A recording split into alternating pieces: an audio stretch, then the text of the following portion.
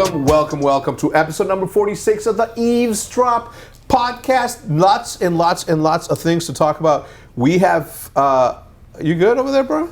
Yeah. We have a lot to talk about. A lot of things have gone down. We finally made the roster announcement. We're making the announcement for the brand in 2 days. So Monday is today. So, no, quicker. That's Halloween, right? Yeah, Halloween, the 31st. We already know. Spooky, scary. You guys already seen it? Seen it. What do you think? Yeah. What do you think? Yep. Yeah. Yep. It's good. Yep. A lot of people were doubting. You know, they were doubting my abilities to still, and I understand why. Do you? Yeah, I understand why. What has ever been dropped? What logos have you dropped that has been? Because it was optic. There was the optic logo, that was me, not you. Yeah. The Ultimate of Optic, which kind of was. Yep. Still, Bashers, which was fine. dope. Yeah. Outlaws, you had like a little with that, which was still one of the best logos, if not the best logo in that league. Yeah. All of esports, not just that one. And now it's just come on. Fire. How can there be somebody doubting right now? You're the Kanye West of picking logos. Picking logos in the industry. Thank you. You're a genius. Thank you. Today I'm joined by my good friends, teammates, Soulmen. Lovers? Soulmen. Yeah. It's like not soulmates, because we're not going to mate. Well, we don't know that. But we could do it like Black Mirror in that episode with the VR. Virtual reality. Have you not seen that episode? Mm-mm. Oh, it's a doozy. It makes you question some things. It's confusing. Really? Yeah. All right. If I encountered you in a digital space and you looked like someone super attractive. So if you encounter me in a digital world and I look like Esme. Yeah. Yeah? You're getting the service. punched. All right, I'm getting punched. All right. This episode is brought to you by Hecz and DoorDash. We will tell you a little bit more about them later on in the podcast, but I do appreciate you guys coming back. It's the second time that Hecz and DoorDash, fourth time for DoorDash, and like fifth time for him. So certainly appreciate the support for the Eavesdrop podcast. I just received some incredible news about the podcast for next year. We have some massive sponsorships already committed for that. So thank you for everybody that watches the video, leaves a like and ratings. And I'm available for sponsorship if this doesn't work out with Hector. Yes. What do you do? I'll do anything. I'm not picky. Okay. I like it. Carry a sign? I'll do it. Can you spin the sign? No, but I can try. You can try. Anyway, so let's where to begin? Let's start a little bit of background.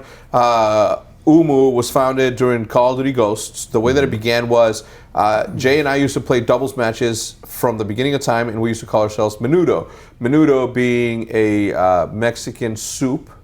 Made with cow stomach. Never but had it's also a very, very famous boy band from the 80s. I do remember them. Anyway. Ricky Martin was in it. You fast forwarded, and more people wanted to play, so instead of playing just 2v2s, Diesel was like, "Yo, I want to play," and we were on Twitter. We should find those tweets. They're still out there. And then Hutch is like, "I want to play," and then Fuez says, "I want to play." Well, there was a little bit of Omoo without you in Los Angeles at the house. I think we called it the Optic House. It was. Yeah, it was the first one ever. And we had they had a little LAN center, a little 4-man LAN center. I remember. And we used to play game battles in Black Ops 1. You guys had the $400,000 check above that thing too. Did you? We were streaming. It wasn't my apartment. It wasn't his apartment yet. Yeah. I think we were on. I think it was Justin. We were on Justin TV, and we might have been on something else. Fuez, C-Nanners, Diesel, Hutch. That was the four. Jay. I think he was a sub.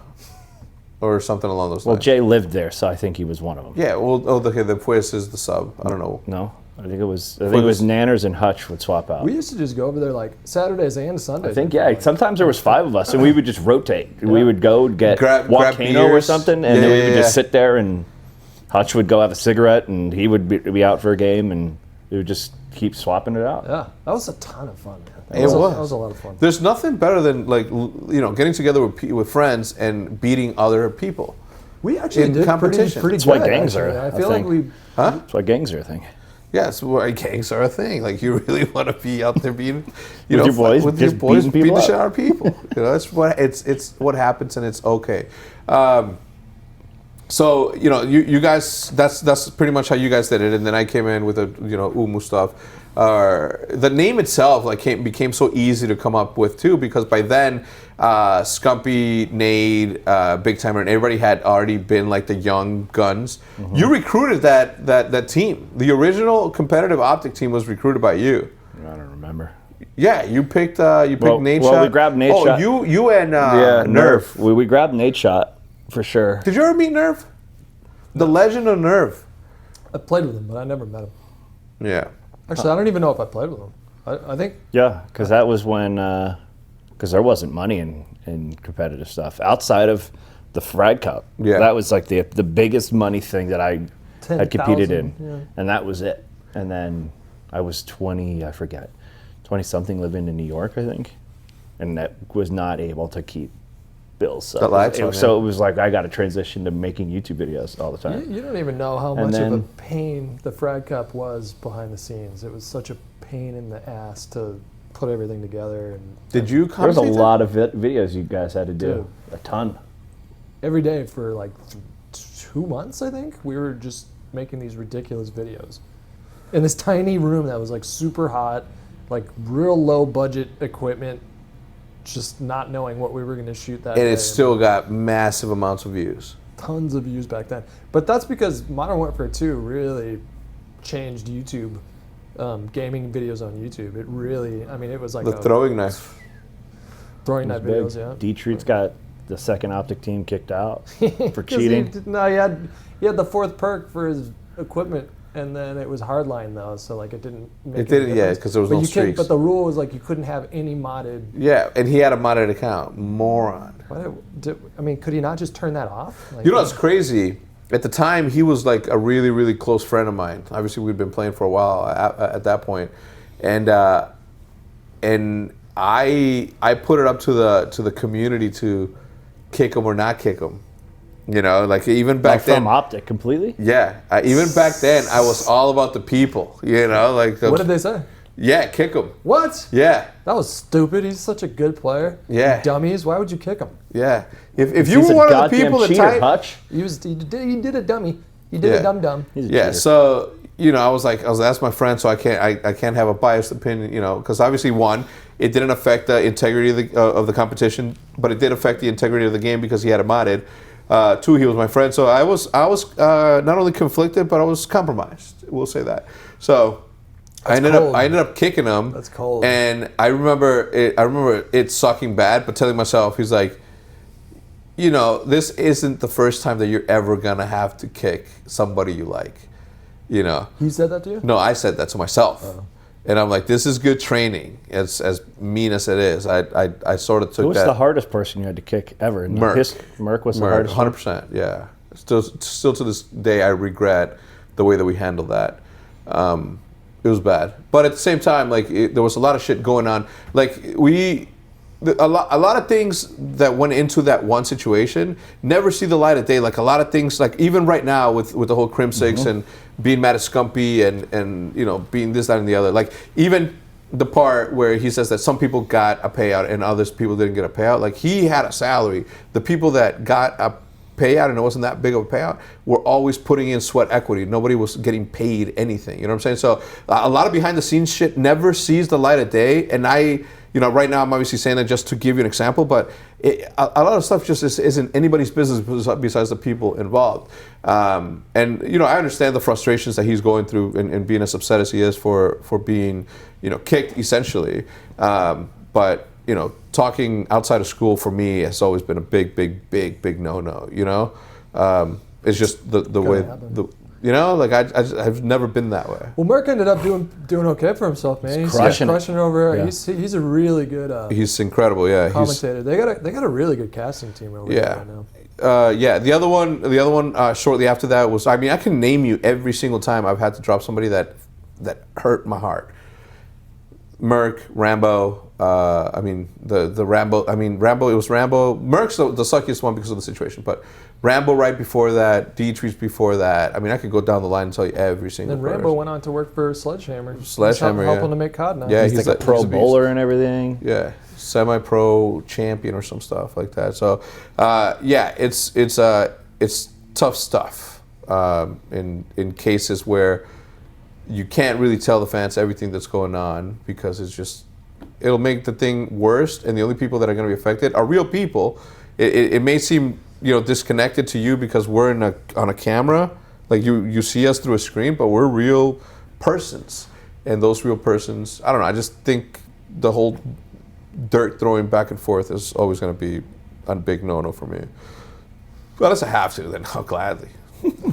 I would not deal well with that. I don't do well with stress just in general, but like that stuff would really stress me out.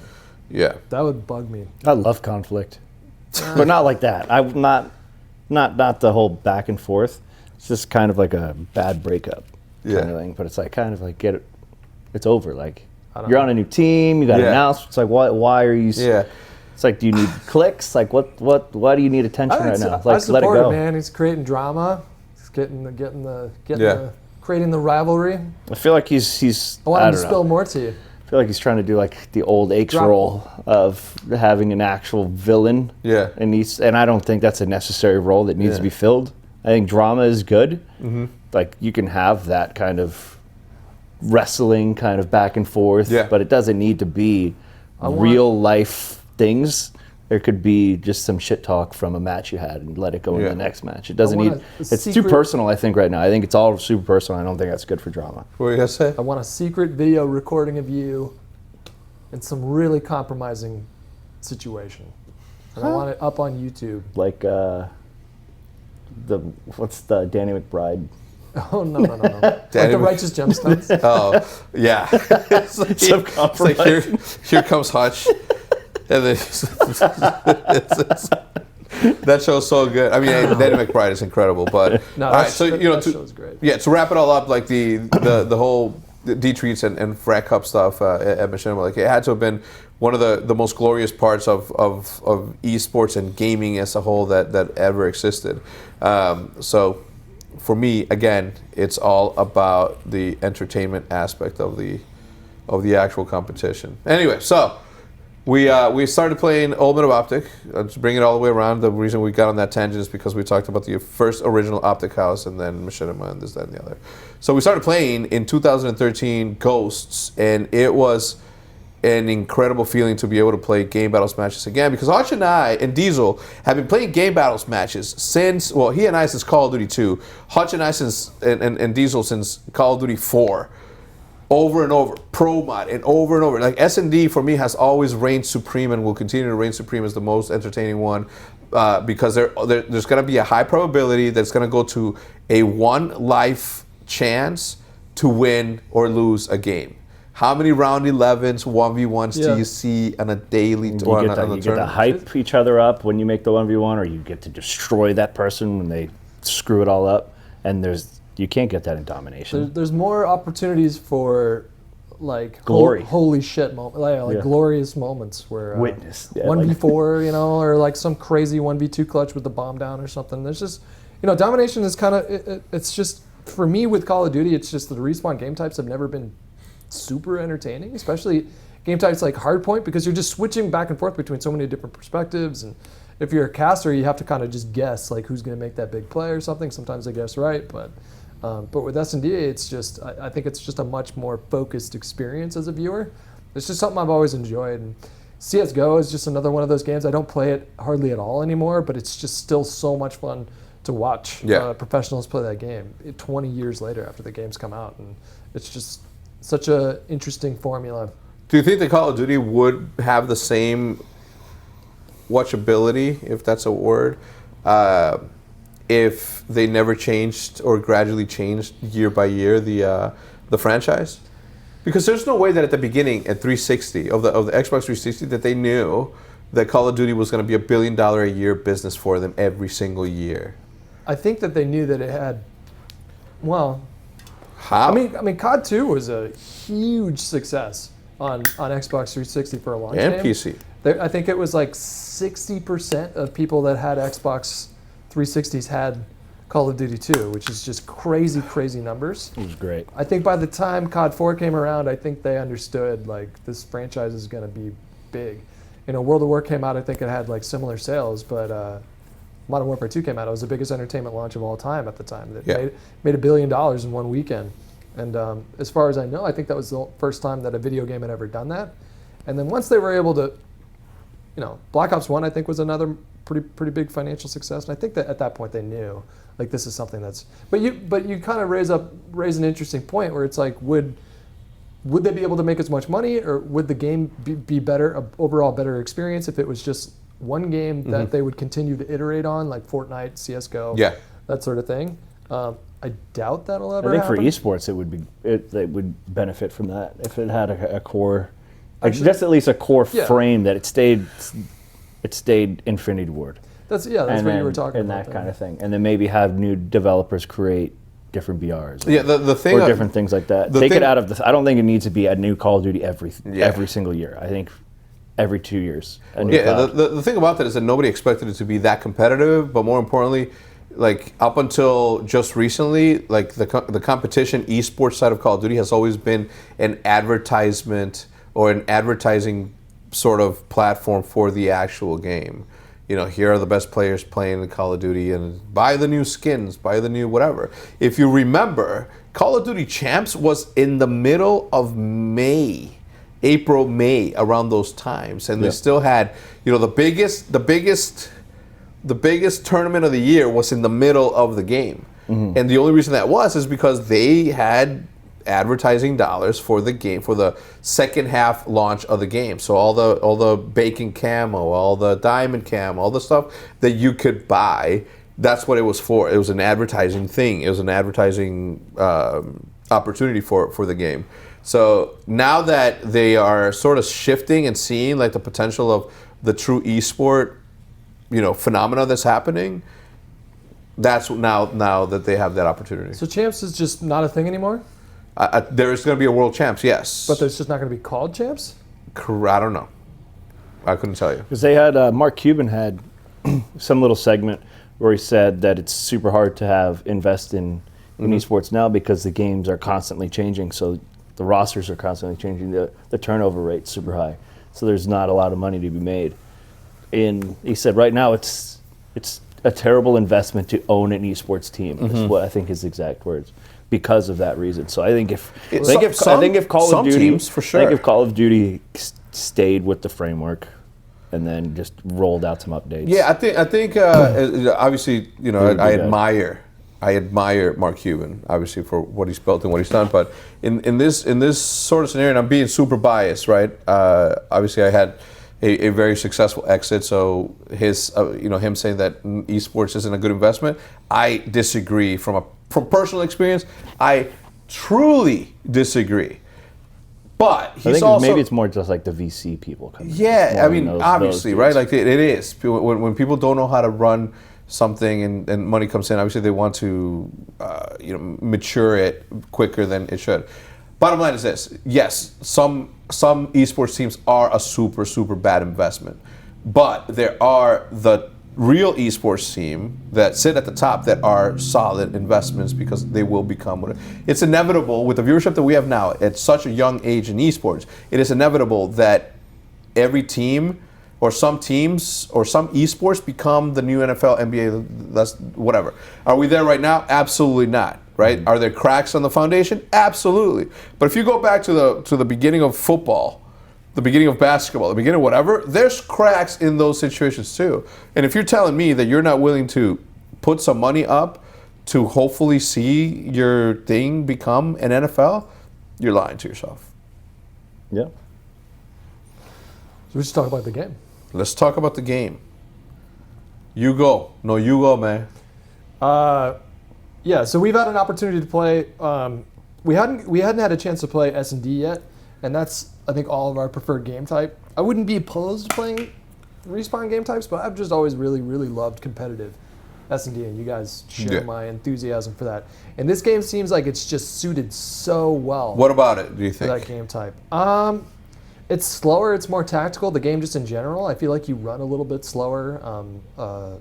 It's just not... Even with a... You can hear everything, so you're punished for just brainlessly sprinting out of the middle of the map. There's no dead silence, that's huge. That's a big change. Even when you crouch, you make noise, right? When you walk? Yeah. If you crouch in ADS, I think it makes a noise. You can hear like little pitter-patter. Yeah, like but really little. You can hear yourself, or others can hear you too. It's weird. I don't know if it's a bug right now, but dead silence... It's non-existent? Not really. You get like a speed boost. That too? And you're a little quieter, but It sounds like you're just quieter to yourself. Yeah, because I'll watch a kill cam, and like I'll turn a corner and there's a guy like left triggering at the door, and he just pre-fires, kills me, and then I watch the kill cam. He can clearly hear my footsteps. He turned around prone and waited for me. I don't know if it's just a reimagining of how dead silence is now. It deafens our own footsteps so we can hear theirs, or whatever. It doesn't. I don't know. I think they need to. It feels like it has to be a bug because it's. Just I also such don't a think it weird should design. be. I think they just need lower footsteps. Maybe just simply in search and destroy if that's a thing they can do, because they are a little bit. They're too loud. Like don't it's go absurd. crazy with it like it was in the. No, I don't. They don't need to be silent. I don't want it to be silent. You need to be able to hear. Yeah. Position changes on the map. I don't know. I'm excited. I'm very, very bullish on the fact that we're gonna, one, have a lot of fun. Two, that the game's gonna be super viable for a true S&D competition, and it won't be. And look, I know that everybody's gonna say every single year that we always come into this thing with like high hopes and that we hype it up, even though it shouldn't be because nobody's ever played it.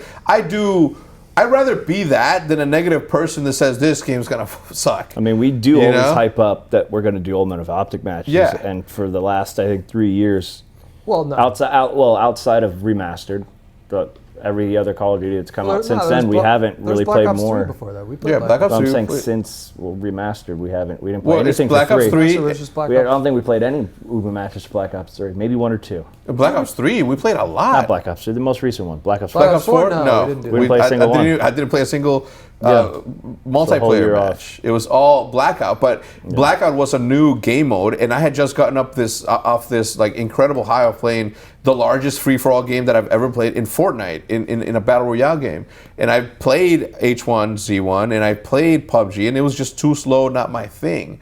So, what? PUBG, not for me. Yeah, not for me, dude. This one's pretty fast. I don't know, but I don't know. I don't know what it was. Still, it was COD. Yeah, COD I don't know what it was. Yeah, so when I started playing Call of Duty, Blackout Call of Duty, I'm like, there was no need for me to play multiplayer. The same way there was no need for me to play that super advanced Infinite Warfare when I could play Modern Warfare Remastered. And it wasn't just Modern Warfare. Think about the beauty that Modern Warfare Remastered was when you were able to switch your blade for a cracked bottle or a crowbar or a spade or, all these it's different... still fresh. Yeah, it's still fresh. Yeah. Nothing changed. There was no improvement to any... It was just a cosmetic thing. They like it. The camos, the being able to put... worn out camo on your gun. Hutch's stupid ass reticles. Well, they added. Do not put reticles, please. They did add new weapons to the game, but you couldn't use those in competitive matches. Yeah. But I think this year we're gonna assuming they release a BR in early 2020. I feel like I'm still gonna want to play GBs. Mm-hmm. Like I want to play both. Yeah. Like when Blackout came out, I just wanted to play that exclusively. I had no interest in GBs or multiplayer like you guys, but. This year, I feel like it's going to be like, maybe start the stream with some GBs and then finish it off with some BR or something like that. And like we normally I don't know. I don't get like super hyped every year. I don't say this is going to be the greatest Call of Duty ever every single year. And I don't have this level of enthusiasm that I have for this game every single title. I didn't have it for Infinite Warfare. Modern Warfare Remastered, we already knew that it was going to be good. I really liked Black Ops 3. And Blackout was a lot of fun, but I think I really think that this title is going to be It's weird. It's weird that we're almost on schedule in skipping, like playing Ultimate of Redacted, skipping a game, Ultimate of Redacted, skipping a game, Ultimate of Redacted, skipping a game, Ultimate of Redacted. Just depends on what the Treyarch does next year. Yeah. Do you think Treyarch's going to come back with a vengeance? Do we know what happened? Like, do we know what happened? It is Treyarch next year? I don't know if it's confirmed. Sledgehammer's not doing it anymore, right? I think it's essentially confirmed that the game that Sledgehammer and Raven was working on, they scrapped it, and now Treyarch's title got pushed up. Didn't know that to 2021. I don't know that I'm excited for or that. 2020 actually. Huh. I don't know where we're at.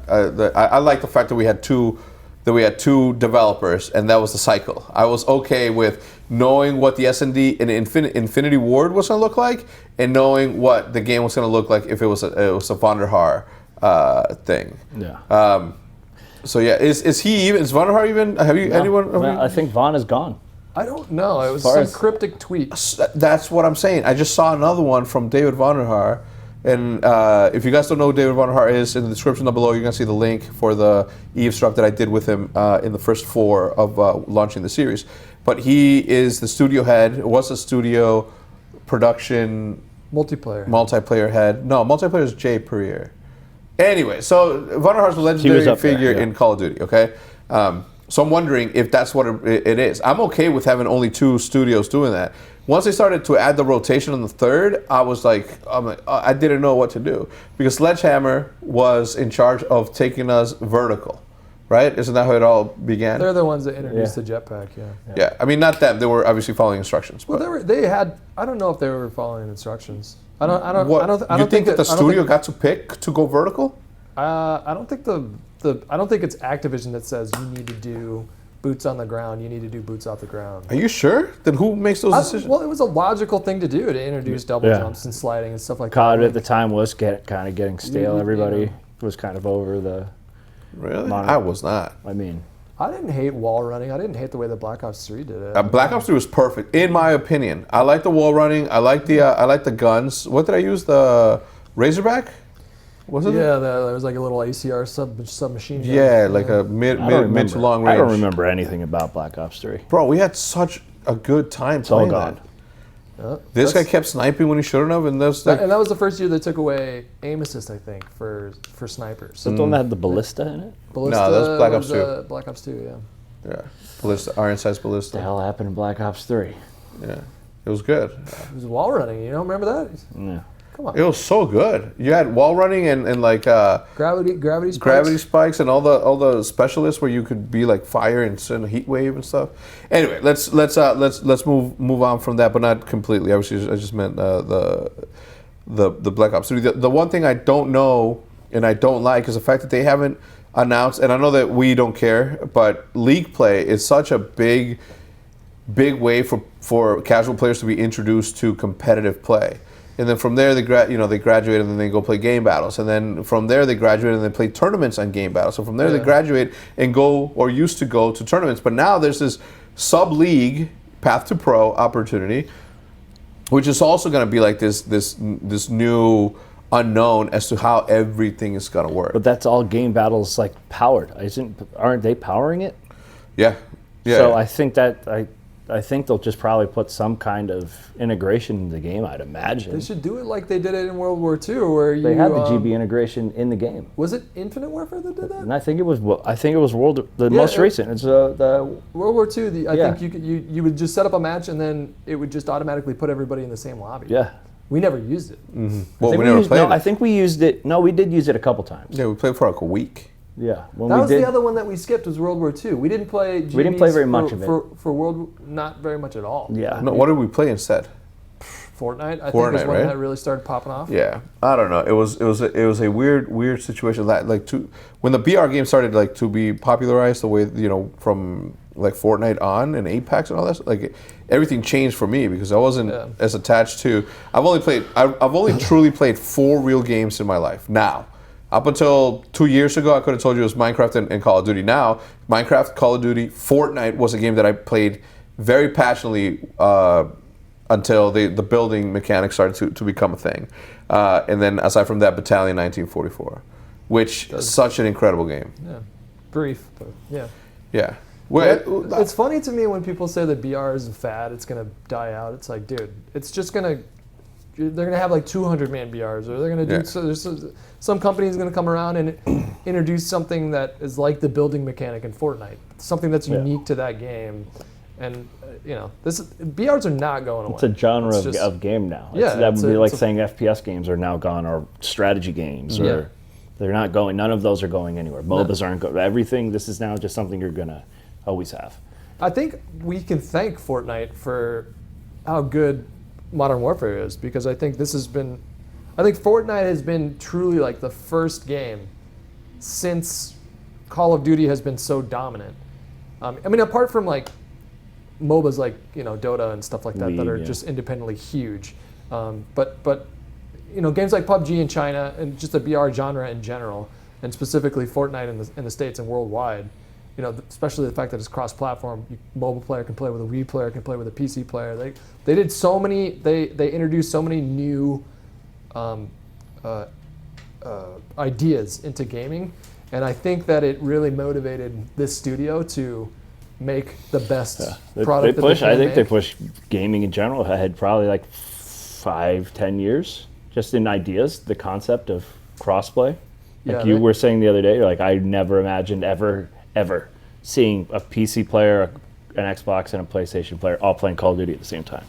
I would have never thought of that. Now we'll get into the discussion of whether or not you think that that's going to be like a good thing or a bad thing, having that cross-platform, and whether or not controllers are ever going to be able to keep up with PC. But first, let me give a quick shout out to Hecz, and this is going to be funny, okay? And don't feel like this is directed to you, okay? Because Hecz is a wellness brand. I know what Hecz is. Let me tell you anyway. I don't need to know. I'm going to tell you anyways. Hecz is a wellness brand for men. Okay, you can safely say that 66% of men start to lose their hair by the age of 35. How old are you, Hutch? There's 66%. I'm 36. 36, and have you had problems losing your hair? Not that I'm aware of. Okay, well listen, I'm gonna tell you one thing, okay? Because the problem is that once you have started to notice the thinning hair, it may be too late. I'm not saying it is too late. I'm saying that it may be too late.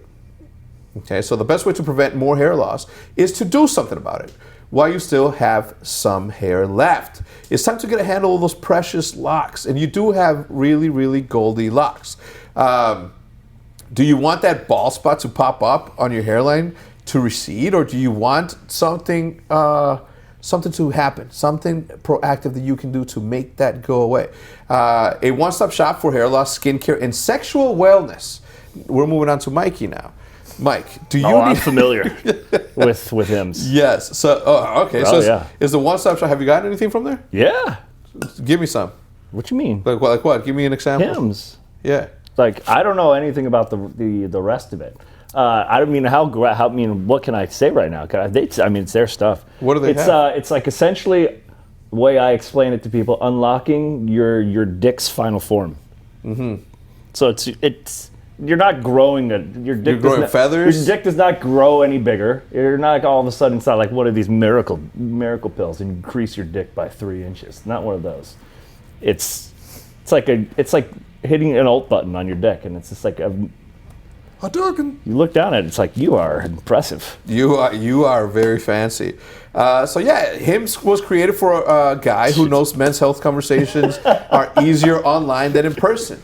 No more awkward in-person doctor visits or long pharmacy lines. For Hymns connects you to real doctors online, which could save you hours, completely confidential and discreet. Answer a few questions. A doctor will review and then determine whether or not something is or isn't right for you. Okay, then they can prescribe you medication to treat hair loss that is shipped directly to your door anonymously. Okay, it's not going to say something that says you know what it is. And right now, if you order right now, every listener of the Eavesdrop podcast can get started with the Hymns Complete Hair Kit for just $5 today, right now, while supplies last, and obviously subject to doctor's approval. But you can go to the website to see the full details and safety information. This could cost hundreds if you went to a doctor or a pharmacy or somewhere else. Go to forhims.com/eavesdrop. That's forhims.com/eavesdrop. Forhims.com/eavesdrop. Okay, get started with the Hymns Complete Hair Kit for just $5 today. Or Final Form Kit. That's what I'm going to call it, which is you should ask them to change it to that. Final form Kit. What about pubic hair loss? I've got a ring-shaped pubic pattern baldness.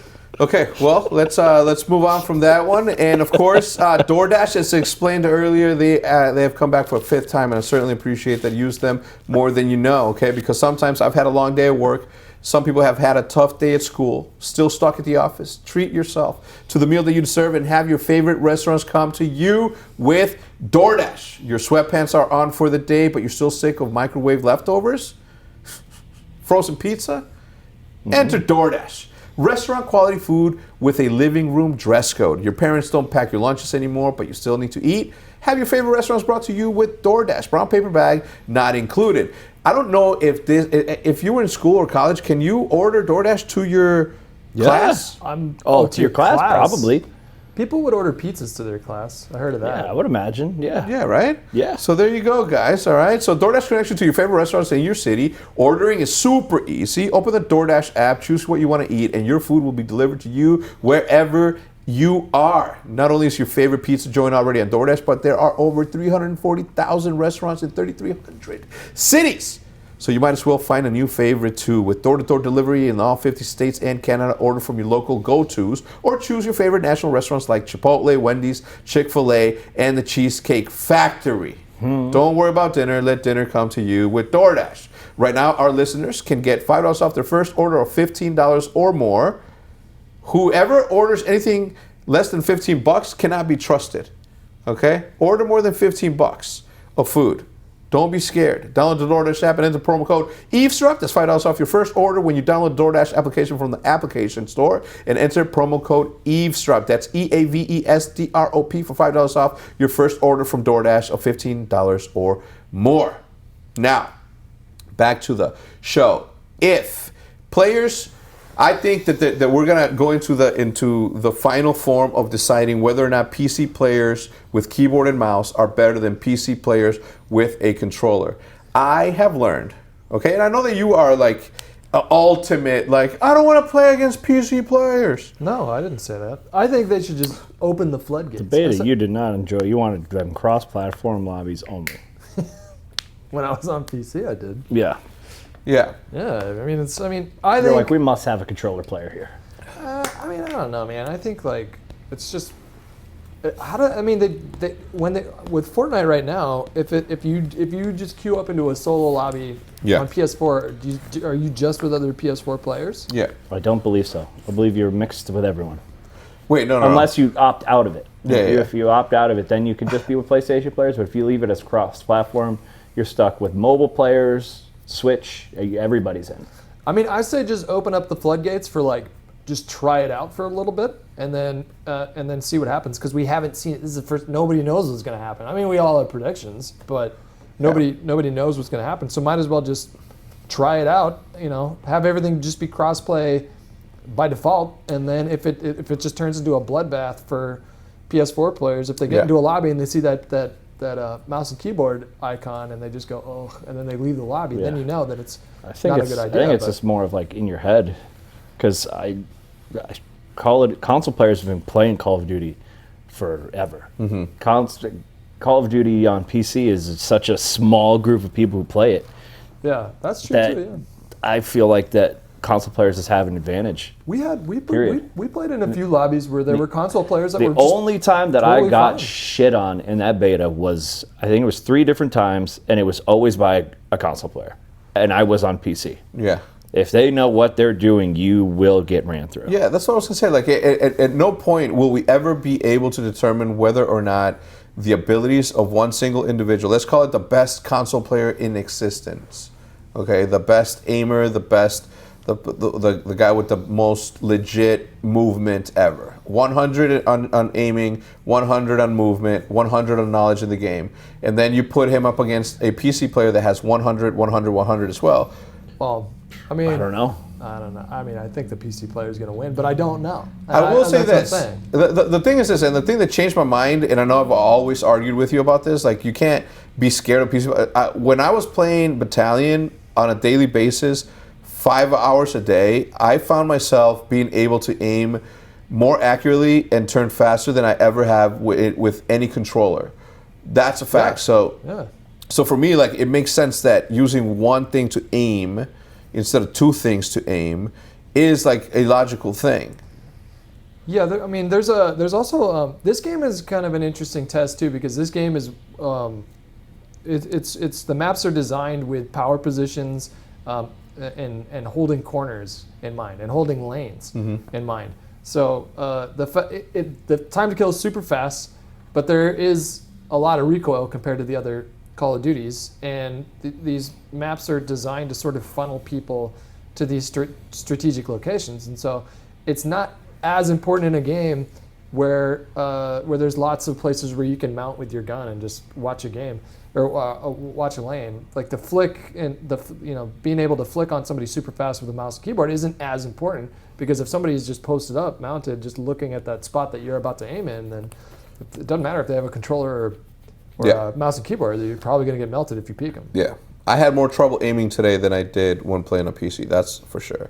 And I know that it's going to take about a week or a couple of days for me to get used to, utilizing both of my thumbs and limited, mobility with all my digits instead of just, all of them. But it is. Power positions and being able to understand the game differently, because the amount of maps that I've gone into in which I turn a corner and there are 5 different places from where somebody can shoot me is insane. And that to me is like such a big gamble when it comes to a competitive sort of map, that it just makes a little bit. And they can hear you coming too from like across the map. Yeah, so the footsteps. It's just more like just getting that timing, like knowing how quick somebody can get upstairs from a fight that you just had downstairs, and then you can play through all those scenarios in your head. But right now, it's all we're guessing. Yeah. So look, obviously, in my opinion, in order for this, for the future of Call of Duty to become a little bit better, we are going to have to sort of, I'm not saying abandon console at all, right? Because if you look at Fortnite, the biggest game arguably in the world right now, right? It's only because kids are also playing that. And the majority of the kids aren't playing on PC. They're playing on their Xbox or their PlayStation. So I don't think that there's ever going to be a situation in which somebody's going to care what it is that you're using, right? But I will say this, having played on PC with a controller is insane. The fact that you can change your FOV, the fact that you can see everything. What's the frame rate on that?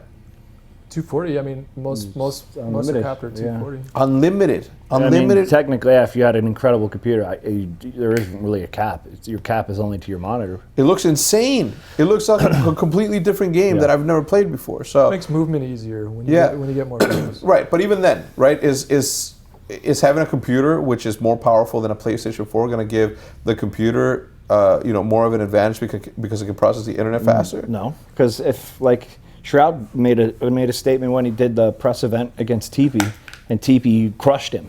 And TP was playing on a console, he was playing on a PC. And Shroud is notorious for just give him a couple minutes with a shooter and he has it figured out. And TP, I mean, while TP was incredibly good at the game, he still has been out of it. He's not still up in pro form, as you could say, and he dusted him. I mean, he's still crushing it in Blackout. Well, yeah, no, I'm not saying that he's like a slouch at this point, but Shroud is what most people, entertainment side-wise anyways, think he's a freak with most of the stuff he does in games. Yeah, I think TP can definitely still compete. So I think with that, just with somebody seeing that a console player can keep up, or just straight dominate a top tier.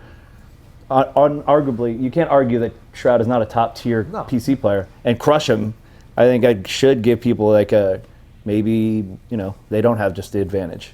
Maybe just do it for like a week, just announce this upcoming week we're just going to do every lobby is going to be crossplay, and then we want your feedback. Let us know if you're a console player, how did it feel? If you're a PC player, did you notice a difference? And the results might surprise us. I mean, I feel like theoretically a great PC player is going to shit on a great console player most of the time. There's exceptions. I don't think so. That's what I would. I think it's a straight 50-50 split. Whoever's having the better game is going to win. I don't think either person has an advantage. You might be right. But I'm saying I think something is the case, but I don't know. So I'd like to know. So that would be an interesting experience. Just open it up for like one or 2 weeks. We'll have to wait for Shroud to give 2 weeks on the game and really learn it. TP will know it in 2 weeks and just put him in a gauntlet. 1v1. Give Shroud 2 weeks with this game. That's what I said. Give him 2 weeks. I don't think that. Just to see what it's like. I don't think it would go the same way. I doubt. It doesn't need to go the same way. What I'm saying is a 50-50 split. It could just be an 11 to 12 win. Maybe. Anything like that. As long as it's not a skunk. Well, leave your opinions in the comment section below. Will controller players ever be able to compete with the easiness that is to use a mouse? Dude, I'm thinking about just years of reading in the comments, in YouTube video comments. Oh, if you were on fucking PC, if you were on PC, I'd destroy you. It's hard it's hard to talk about YouTube comments without cursing, because that's all they. That right now is what's going on with obviously PS4 versus Xbox. Everybody's always said PS4 has the better players, which I think is fucking wrong. No, Xbox has always had the best players. Xbox has better players. I'm going to explain to you how. Sure. We came from Xbox, and we're the best players. I don't know. They feel the same to me. Playing in both lobbies, it felt like Xbox was a little easier when I played Blackout on Xbox. I think the conversation is more from a casual, random dude just got home from work perspective. Who has the better players? It has to go to the populace that has the most. Who has a console? Yeah, Which one of them has the most, or which gets sold more, Xboxes or PlayStation? PlayStation, I think PlayStation still has a lead. Do they? But they didn't. But that's a global thing. You don't sell Xboxes in Asia. They don't. They're just not. We're really not bought there at all. Xbox One X is still technically a better console than the PS4 Pro. Yeah. Except for the dashboard. But I'm saying numbers-wise, it's because they have a huge lead because Xboxes really don't sell. During Call of Duty 4, Hutch, you think that PlayStation 4 players were better than... PlayStation 3 was... Yeah, whatever. PlayStation players were better than... I played on both.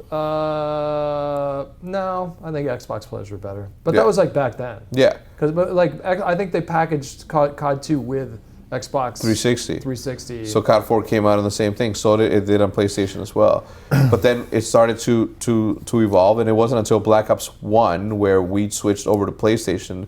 Black Ops 3. Black Ops 1. 3. Black Ops 1 was the first time that MLG switched over to PlayStation because Call of Duty had the deal with PlayStation. I'm pretty sure that started with Black Ops 3. Okay, well, I'm right. Okay, well, they gave us all PlayStations for the year that they came out with Black Ops 3. Yep. And that's when they announced the partnership. Yeah, Black Ops 3. Which one was even Black Ops 3? 2015. Oh, it was way before that. Yeah, way before that. You're so wrong. It's way before that. Yeah, it's way I'm going to live fact check you. Live fact check me. All right, I'm right. That's what I think would be something cool. Which I don't know if they would ever do it, but if they had like an event, a weekend event, and they just called it the Console War, where it was pubs, where it was on each team, you would only be teamed up on your 6 would only be PlayStation players. The other 6 would always be Xbox players. Yeah. Or you just put PC players in there and just mix it in and just see what faction won that weekend. I think it would be a cool thing if they did an actual console war in there for bragging rights for that month. So it always was something. So it always kind of egged people on to be there and try to take over the next month for Pride or something. I think it'd be dope. I'm right. What are you right about? Black Ops 3. What? Black Ops 3 what? It was when they got the partnership going. Not Black Ops 1. Hutch. Duncan was walking around with PlayStation scuffs, giving them out of his backpack. MLG, they must have been doing their own thing with Sony as far as the partnership goes. That could have been it. But Call of Duty and the partnership with Sony didn't start the exclusive. Until maybe he's Black talking about Ops the 3. exclusive where you get the early access and that for PlayStation. And that was something. I think MLG had the PlayStation partnership. Yeah, what I was saying is also Destiny. Destiny had a Activision Blizzard and Sony had an agreement with them. During Black Ops 1, it was a $300,000 tournament. that PlayStation put the money up for. That's when we stopped playing Call of Duty on Xboxes. Yeah. And that's when it moved over to PlayStation, which is when all of the players, professionals and semi-professionals and casual tryhards, switched over to PlayStation. We all switched over to PlayStation. That's when I got my PlayStation. That's when I made my PlayStation account, which was I think it was 9 years ago. It says for Black Ops 1? Yeah. I didn't get a PlayStation. I didn't start playing on PlayStation primarily until Black Ops 3. And I think Destiny too, right? Or did we play? We played Destiny on Xbox actually. Yeah. Yeah. But I got the PlayStation because of that, because I was still doing the messing around with pro stuff. Wait, but if you think about it, when was Black Ops? 2015. Because we played Ghosts with a we played Ghosts on Xbox. We played it on Xbox. And we played Black Ops 2 on Xbox.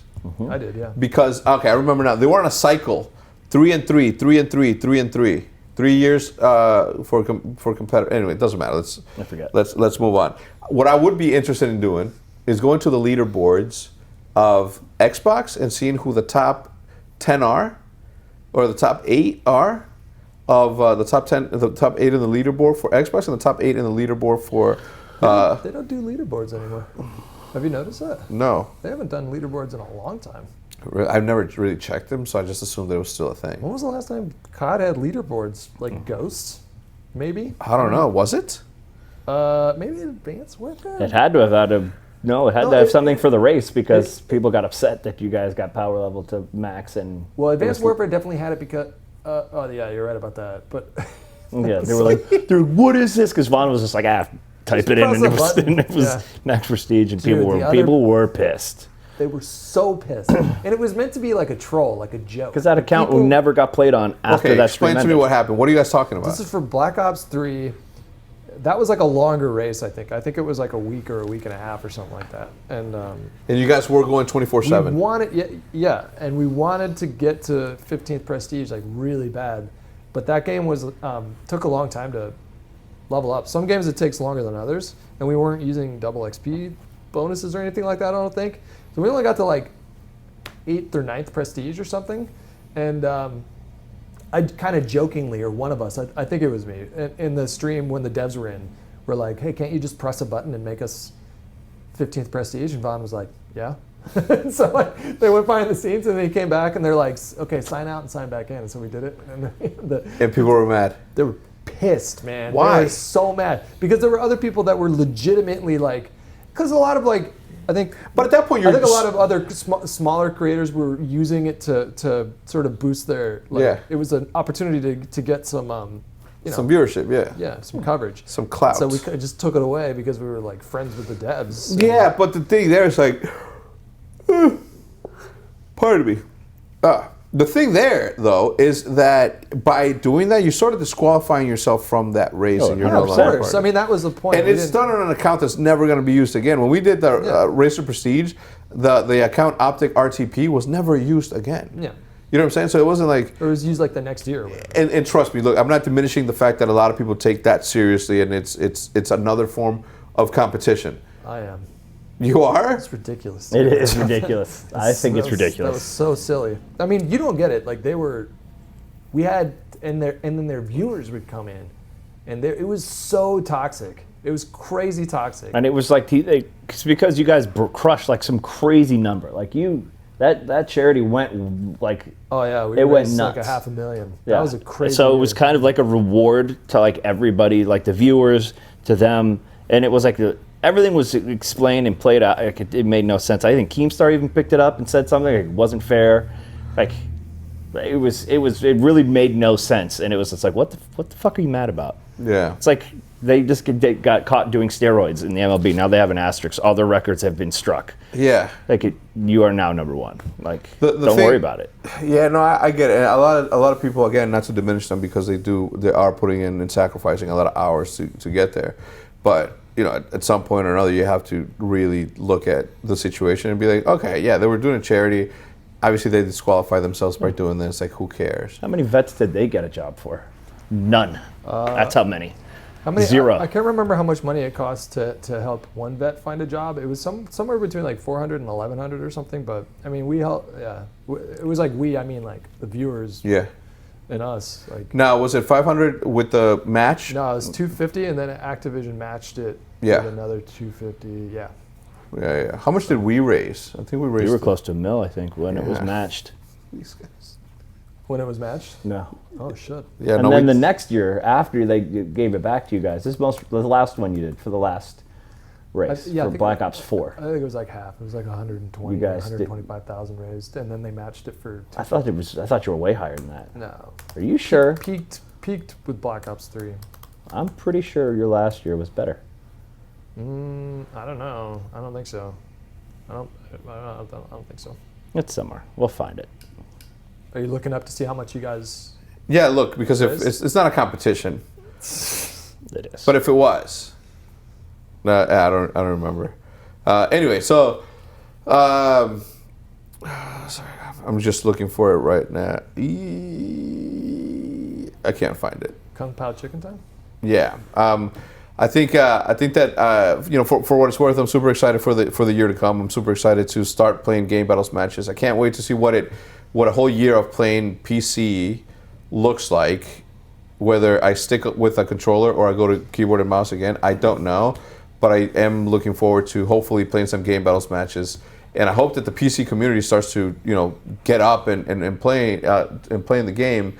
What sucks right now is that some of the best Call of Duty PC players ever, like Climaxu and Stevie's back apparently, like they're playing the shit out of Battalion right now, and that's such a good game that obviously should have a lot more fandom if it could.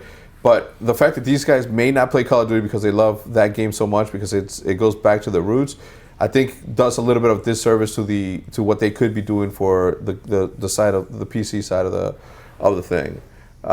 So I don't know. I am interested in seeing what those players can do. I think playing on PC or becoming adept at PC, I think it makes you a better console player. You guys don't like to switch back and forth, but I actually don't mind. It's hard for me to. I mean, it was hard for me while I was playing the beta because I had to just stop. It wasn't the next day. My NDI was acting up, so I couldn't play PC. So I had to just stop playing for 3-4 straight hours and then just plug in my PlayStation, play that, and it was just slow. So my brain was moving faster than what I could do in the game, and it was super frustrating. But it does help because your brain is moving faster with PC, so it kind of slows down the console side of things, which is why I've always had a better time playing console Blackout or stuff like that. You end up playing smarter, I think, because you anticipate smarter opponents, or Well, like opponents that can like peek a lot easier or flick a lot easier, and so you end up kind of naturally becoming a little bit more careful. Except for you will never stop rushing, no matter how old you get or how diminished your reflexes become. Be the hunter, Hutch, not the hunted. When you're complacent in life may take you and spit you out. When you are a proactive hunter in life and you're a go-getter and you're out there rising up at the dawn of light trying to chase that dollar, then and only then can you truly master the art of life. You can get the guillotine as far as I'm concerned. whatever that means. Let's get him out of here. That reminded me of Ron Burgundy. So on that note, everybody, thank you so much for tuning in. If you guys enjoyed this episode of the Old Men of Omoo podcast, maybe we could bring one back at some point and do it from our satellite offices. Obviously, we won't be able to be in the same place as we are right now, which is a very, very special occasion. If you guys are watching this on a Friday or Saturday, when is this going live, Maddie? ASAP? It can, yeah. Yes. So anyway, if you guys are watching it right now, Friday or Saturday, tune into twitch.tv/OMOO to watch us play some game battles matches. Which is a partner channel now, by the way. It is a partner. We got partner channel. Went through, yeah. Nice. Very cool. What does that mean? It means people could subscribe. Yeah, cool. We need to get some All emotes kinds now. of We need stuff. to start working on emotes. We have nothing. We have nothing. We have Oh, nothing. easy. That's easy. We'll take some pictures of our face, and then somebody edits them out, and those are the emotes. Perfect. I like it. Anyway, thank you so much for tuning in. Thanks so much for for sponsoring the podcast. Hymns and DoorDash, certainly appreciate you guys coming back and hope that you guys do come back another week in the future. Hutchie, Diesel, thank you so much for stopping by. All the information will be in the description down below. Another podcast in the books for the Eavesdrop number 46. We're so close to the big 50. That's going to be a celebration. You got big plans yet? Have you planned it out? What you doing? No, I don't know what I'm doing. Better do something good. I'll be watching. Yeah, thank you. Appreciate it. We'll see you guys on the next one. Goodbye.